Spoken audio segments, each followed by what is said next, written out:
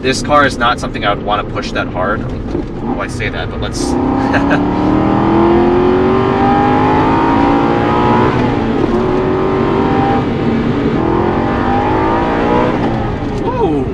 Welcome guys to another video. Today we are in an Aston Martin V8 Vantage. This is the first generation 2006 model. This is its owner Andrew right now. I've never driven an Aston of any type, so tell me a little bit about the car, why you got this. Yeah, so I got it because it looks good. That's the main reason. You know, it has some sort of race car kind of like heritage in it, like the dry sump, carbon fiber torque tube, and rear transaxle. I think this car is pretty confused. It kind of, part of it wants to be a race car, part of it wants to be a cruiser, like a GT. Yeah, but I just when you look at it, it makes you feel like you're in something special. Yeah, right? It makes you feel like you're in something special. Right? I think there's a lot of cars that probably drive better. This one, when you sit in it, you smell the leather, you look at the wood and the metal. Yeah. It's very wasteful and opulent, but it's basically like. It's a unique feeling to be in this kind of car, so that's kind of why I got it. The stitching on the leather is just perfect. The way this part is just contoured, it almost feels shrink wrapped. Like everything is handmade, hand built to perfection. The interior of this car is just exquisite. The ergonomics are not the best. This is just a really nice place to be. Yeah, I actually like the seat when you're not moving. When you drive it, it feels, I think it's a little bit high, and like the bolsters are maybe a little bit wide. But if you just want to just like sit in here and like turn on the radio, yeah, I don't know, not drive it. Not drive it. It feels really good. Yep. So we got the 4.3 liter V8. Yeah. Who actually builds this engine? Because I'm not an Aston expert, so you tell me. Like, it's made by Aston Martin in Cologne. It's a modified Jaguar AJ8. Oh, the same engine that was used in a bunch of different Jaguar models, so it's right? in the Ford Thunderbird, the Lincoln LS or something. Every single Jag for like 5 years or something, like XK, XJ, like all of them use the same engine. The power pack brought it to about 400 if you got it from the factory. And then like a normal tune will bring it to like a little bit over 400 too. Stock red lines around a little over 7. 300. 300. And this one goes to 75. With the tune. Almost zero steering feel, but it's weighted perfectly. Yeah, the weight, it's super, super heavy, but very numb. Yeah, very, very numb. Yeah,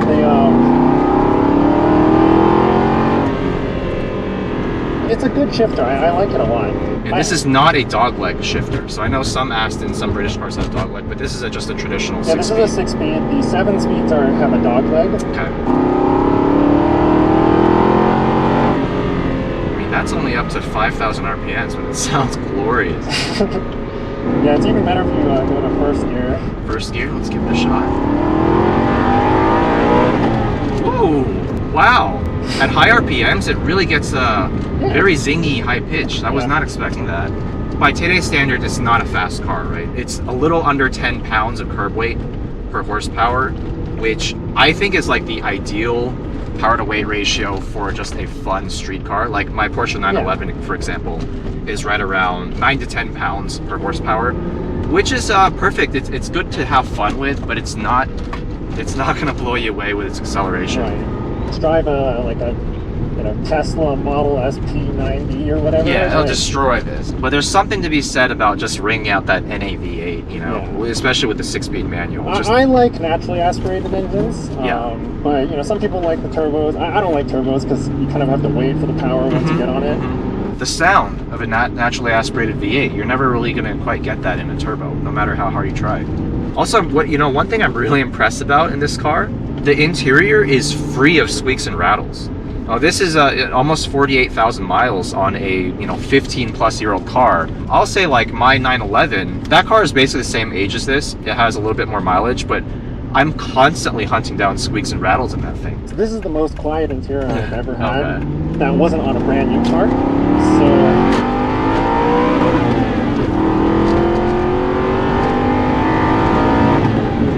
that's a good amount of power. Sorry that I cut you off a little bit there because I wanted to just rev it out. Yeah. The suspension, so it's very firm.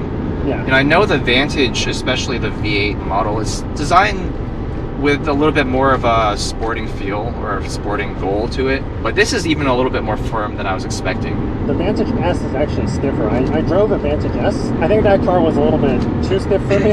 Okay.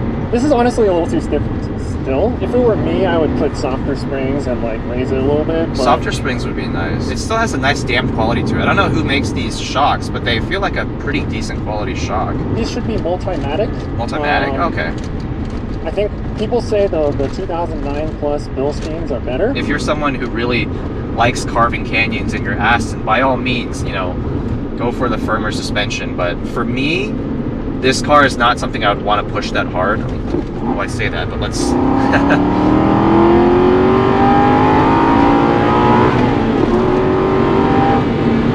Oh, that's such a nice sound.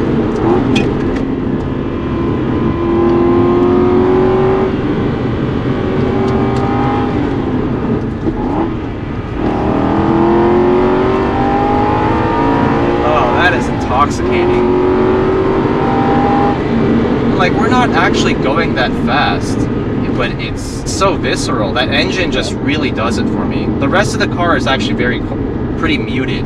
Yeah. Steering completely numb. It doesn't matter what Chris Harris says about the steering, it's numb. Like, does he like the steering in this car? He says, oh, you know, it's hydraulic, it feels so good. I'm like, no, it really doesn't. I think British people, they're biased when they come to British cars, you know, like on top here they also said the Evora is super comfortable, whereas everybody else reviewing it says it's very harsh. You buy British cars because they look really good. Yeah. They're stylish.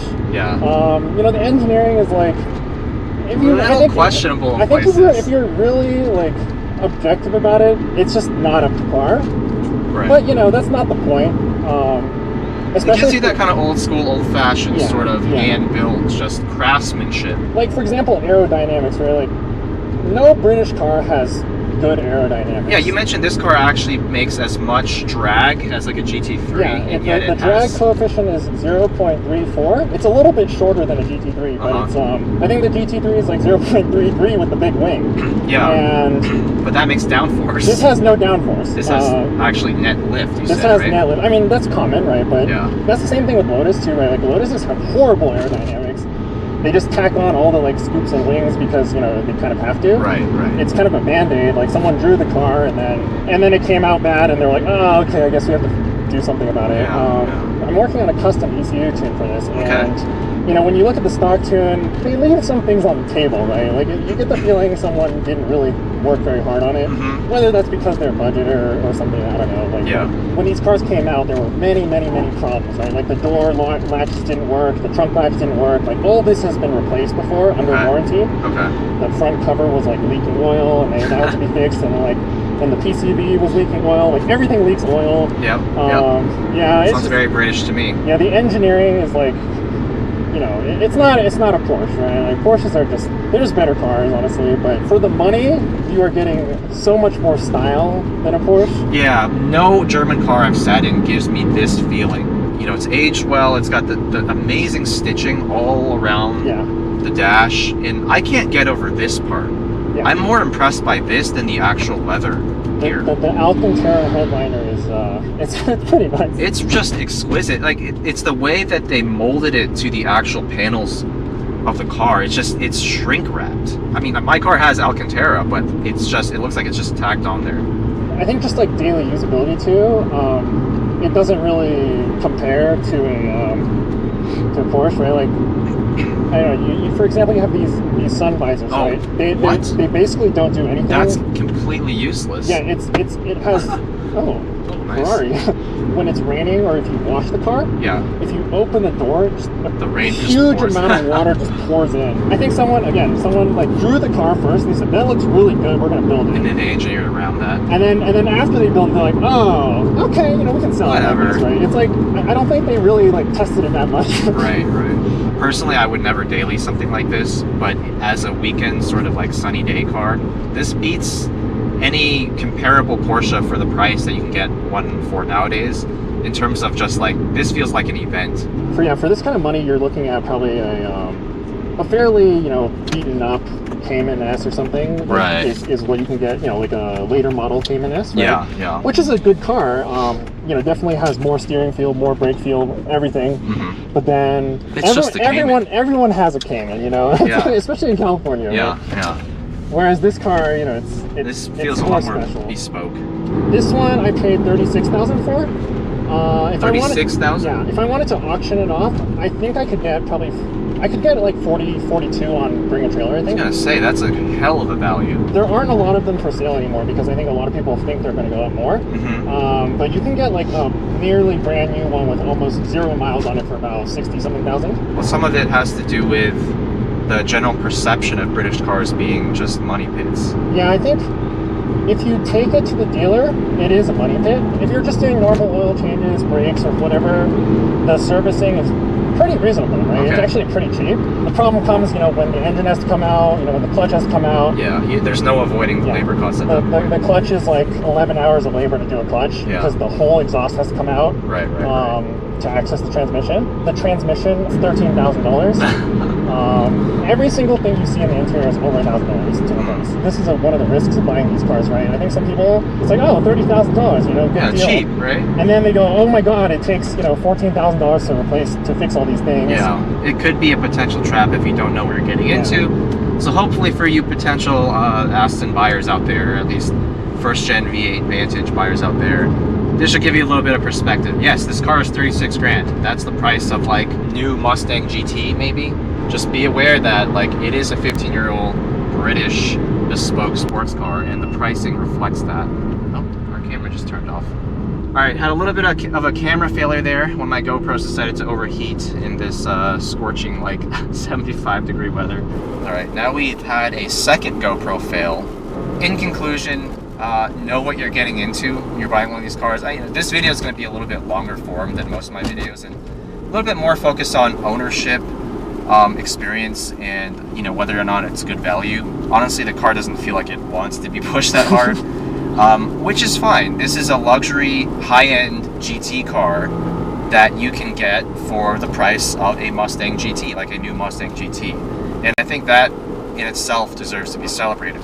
I think the best way to enjoy one of these cars, other than, you know, me asking if I can review it, which happened to work out great for me, is to find one that is well maintained, drive it for a year or two, get the most out of it, and just let it go on to the next person. This is not a car that I personally would want to own long term. There's definitely owners who drive these a lot, right? And I think most of them have a pretty good experience. It's just like, I personally plan on keeping this car because, I don't know, I just feel like the style and the leather and stuff is kind of worth it. But if you can live with the maintenance, then by all means. But if you're buying it purely because it's like, oh, $35,000, then you're probably buying it for the wrong reason. Yeah, I think you go in like knowing this is it's not like a budget experience. If you just want a fun car, I think like just getting like a base Porsche Boxster Cayman or 911 is, you know, from a 981 or a 997 or 987. Mm-hmm. So that's just a quick or maybe not so quick take on the 2006 first generation Aston Martin V8 Vantage. Let me know what you guys think about this car. Astons in general, this is my first experience with an Aston. I personally wouldn't buy one, just to be completely frank, but sitting in one, driving in one, it's really nice. It's really, really nice. It feels a lot more bespoke and just more of an event than any other car I've ever driven for remotely this purchase price, I should say. Thanks guys for watching. If you enjoyed the video, give it a like, subscribe if you have not already, and I'll see you in the next one.